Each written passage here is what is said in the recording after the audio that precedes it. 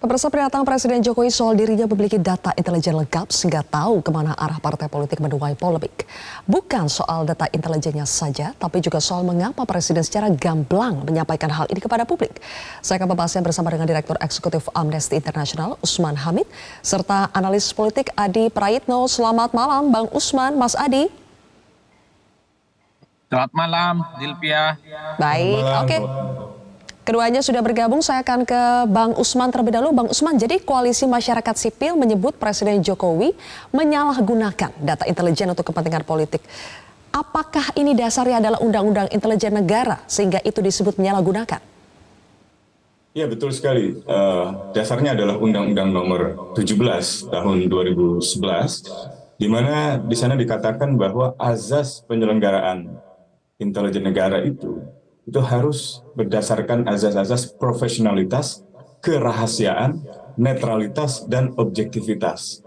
Nah, dalam konteks pernyataan Presiden dikeluarkan, itu tidak ada kandungan yang sifatnya menyangkut tugas-tugas intelijen negara, misalnya untuk melakukan deteksi, termasuk antisipasi terhadap kejutan-kejutan strategis dalam bidang keamanan nasional. Keamanan nasional itu bisa misalnya untuk Badan Intelijen Strategis TNI untuk kalau ada musuh asing gitu ya, atau kalau intelijen negara, Badan Intelijen Negara misalnya untuk mengantisipasi musuh dari luar negeri, atau kalau ada gangguan keamanan dalam negeri misalnya Badan Intelijen Keamanan Polri. Nah, kehidupan partai politik itu tidak ada urusannya dengan keamanan nasional. Itu murni merupakan urusan kehidupan sosial politik.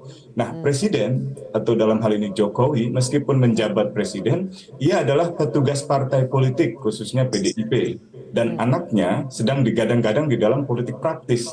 Karena itu, pernyataan itu berpotensi untuk membawa indikasi kuat intervensi politik Presiden dalam kehidupan politik dengan menyalahgunakan intelijen negara gitu. Jadi saya kira seharusnya Presiden tidak membuka, setidak-tidaknya Presiden kalaupun menerima informasi intelijen tentang kehidupan sosial politik atau aktivitas gerak-gerik termasuk internal partai politik, seharusnya itu tetap menjadi kerahasiaan. Seharusnya tetap diletakkan dalam prinsip-prinsip netralitas, ketidakberpihakan. Jadi azas-azas itu saja tampaknya itu dilanggar. Jadi wajar apabila ada pandangan dari kalangan koalisi masyarakat sipil bahwa Presiden menyalahgunakan kekuasaan, yaitu kewenangan intelijen negara untuk kepentingan politik praktis. Nah, ini yang saya kira harusnya diperhatikan oleh Dewan Perwakilan Rakyat, khususnya Komisi 1.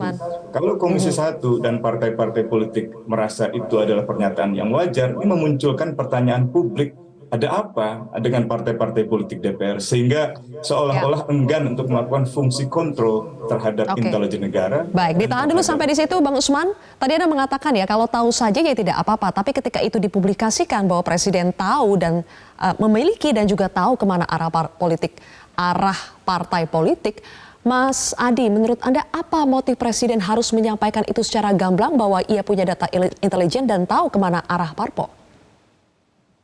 Saya kira dua hal, Mbak Zilvia. Pertama, pastinya seorang presiden itu mendapatkan begitu banyak input, begitu banyak masukan dari kanan kiri, bisa dari partai, dari intelijen gitu ya, terkait dengan situasi politik termasuk bagaimana kondisi partai. Karena kalau kita melihat kecenderungan rata-rata secara umum, elit-elit partai ini kan juga berkawan dengan polisi, dengan tentara, dengan kejaksaan gitu ya, bahkan dengan BIN juga, polisi juga, satu sama yang lainnya, para politisi itu berkawan ya. Jadi sebenarnya satu sama yang lain, bahkan informasi partai tanpa melalui presiden sekalipun, semua orang juga sudah tahu bagaimana konflik di internal, bagaimana panggung depan dan panggung belakangnya ya yang disampaikan secara terbuka. Itu yang pertama. Yang kedua, memang sepertinya Presiden ingin menunjukkan kepada publik, sekalipun bukan ketua umum partai, bukan berarti Presiden ini tidak tahu tentang struktur, tentang kekuatan, tentang anatomi, dan bahkan tentang bagaimana internal partai politik tertentu. Artinya Presiden ingin tunjukkan juga kepada publik bahwa dengan data-data yang dimiliki, dengan informasi yang dimiliki, ya Presiden sebenarnya bisa melihat dari dekat bagaimana konfigurasi politik di internal partai tentu terkait dengan pemilu di 2024 yang akan datang. Oleh karena itu partai-partai ini secara langsung sebenarnya cukup dilihat oleh presiden dari dekat melalui helikopter views gitu ya, di mana gerak, tingkah dan perilaku politik mereka itu ya dalam radar pemantauan presiden. Oleh karena Oke. itu ya tentu partai politik pastinya merasa was-was, merasa tidak nyaman karena setiap gerak politiknya sudah terpantau secara transparan oleh presiden, termasuk bagaimana anatomi dan kepentingan politik mereka. Oke. Apalagi misalnya disampaikan secara terbuka ini kejeroan setiap partai diketahui. Ini kan juga menjadi penegas bahwa partai-partai di negara ini yang mau ikut pemilu tak ada satupun yang luput dari perhatian presiden. Iya, Apalagi iya. pada saat yang bersamaan ya Mbak Sylvia, kita tahu memang partai politik di negara ini kan sering menjadikan presiden itu sebagai tempat untuk melakukan konsultasi, minta masukan, minta petua terkait dengan pilpres gitu ya. Nah sebenarnya hal ini yang saya sebut sebagai suatu hal yang wajar. Yang tidak wajar itu kemudian ketika presiden kenapa harus menyampaikan ini kepada publik.